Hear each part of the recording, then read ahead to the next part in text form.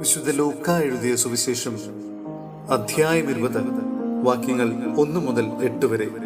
യേശുവിന്റെ അധികാരം. ഒരു ദിവസം അവൻ ദേവാലയത്തിൽ ജനങ്ങളെ പഠിപ്പിക്കുകയും സുവിശേഷം പ്രസംഗിക്കുകയും ചെയ്തുകൊണ്ടിരിക്കുമ്പോൾ പുരോഹിത പ്രമുഖന്മാരും നിയമജ്ഞരും ജനപ്രമാണികളോടുകൂടെ അവന്റെ അടുത്ത് വന്നു. അവർ അവനോട് പറഞ്ഞു, എന്തധികാരത്തിലാണ് നീ ഇതൊക്കെ ചെയ്യുന്നത്? അഥവാ നിനക്ക് ഈ അധികാരം നൽകിയതാരാണ് എന്ന് ഞങ്ങളോട് പറയുക. അവൻ മറുപടി പറഞ്ഞു, ഞാനും നിങ്ങളോടൊന്ന് ചോദിക്കട്ടെ, ഉത്തരം പറയുവിൻ. യോഹന്നാന്റെ ജ്ഞാനസ്നാനം സ്വർഗത്തിൽ നിന്നോ മനുഷ്യരിൽ നിന്നോ? അവർ പരസ്പരം ആലോചിച്ചു. സ്വർഗത്തിൽ നിന്ന് എന്ന് നാം പറഞ്ഞാൽ പിന്നെ എന്തുകൊണ്ട് നിങ്ങൾ അവനെ വിശ്വസിച്ചില്ല എന്നവൻ ചോദിക്കും. മനുഷ്യരിൽ നിന്ന് എന്ന് പറഞ്ഞാൽ ജനങ്ങളെല്ലാം നമ്മെ കല്ലെറിയും. എന്തെന്നാൽ യോഹന്നാൻ ഒരു പ്രവാചകനാണെന്ന് അവർ വിശ്വസിച്ചിരുന്നു. അതിനാൽ അവർ മറുപടി പറഞ്ഞു, എവിടെ നിന്ന് എന്ന് ഞങ്ങൾക്കറിഞ്ഞുകൂടാ. അപ്പോൾ യേശു പറഞ്ഞു, എന്തധികാരത്തിലാണ് ഞാനിത് ചെയ്യുന്നതെന്ന് ഞാനും നിങ്ങളോട് പറയുന്നില്ല.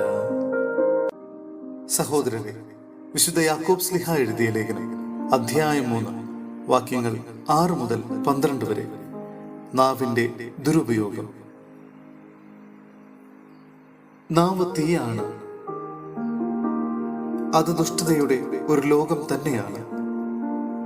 നമ്മുടെ അവയവങ്ങളിൽ ഒന്നായ അത് ശരീരം മുഴുവനെയും മലിനമാകുന്നു.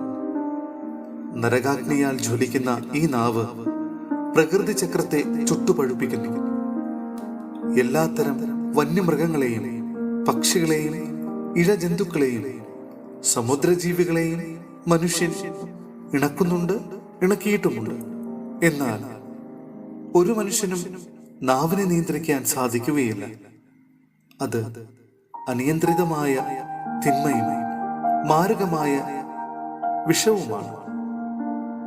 ഈ നാവുകൊണ്ട് കർത്താവിനെയും പിതാവിനെയും നാം സ്തുതിക്കുന്നു. ദൈവത്തിന്റെ സാദൃശ്യത്തിൽ സൃഷ്ടിക്കപ്പെട്ടിരിക്കുന്ന മനുഷ്യരെ അതേ നാവുകൊണ്ട് ശപിക്കുകയും ചെയ്യുന്നു. ഒരേ വായിൽ നിന്ന് അനുഗ്രഹവും ശാപവും പുറപ്പെടുന്നു.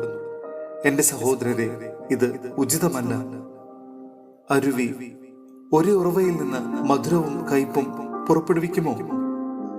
എന്റെ സഹോദരരെ, അത്തിവൃക്ഷത്തിന് ഒലിവ് ഫലങ്ങളോ മുന്തിരിവള്ളിക്ക് അത്തിപ്പഴങ്ങളോ പുറപ്പെടുവിക്കുവാൻ കഴിയുമോ? ഉപ്പിനെ വെള്ളത്തെ മധുരീകരിക്കാനാവുമോ?